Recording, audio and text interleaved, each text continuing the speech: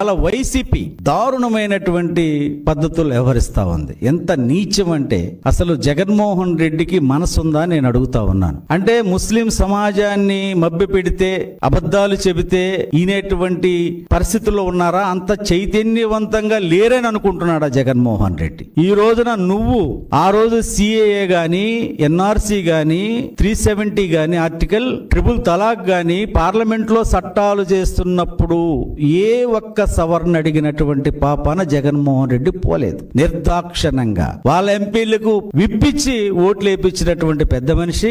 నిన్న జరిగినటువంటి ఈ ప్రక్రియలో రాజ్యసభలో నువ్వు మద్దతు ఇస్తావు బిల్లుకి, లోక్సభలో మాత్రం వ్యతిరేకిస్తావు. దీనిని ఏమంటారని నేను అడుగుతా ఉన్నా. ఇంత నీచమైన రాజకీయాలు చేయాల్సినటువంటి అవసరం ఉందా?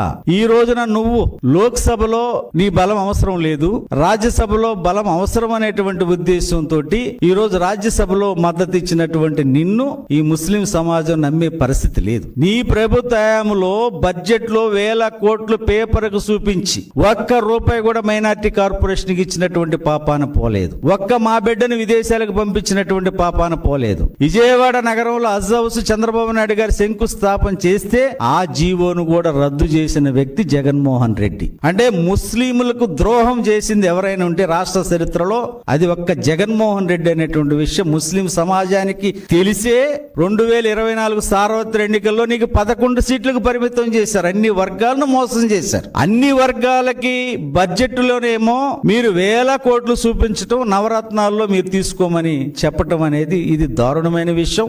ఈ విషయాల్లో చంద్రబాబు నాయుడు గారి చిత్తశుద్ధిని శంకించే ధైర్యం ఈ వైసీపీ నాయకులకు జగన్మోహన్ రెడ్డి నుంచి కింద వరకు కూడా ఎవ్వరికి లేదు అనేటువంటి స్పష్టంగా తెలియజేస్తా ఉన్నాను.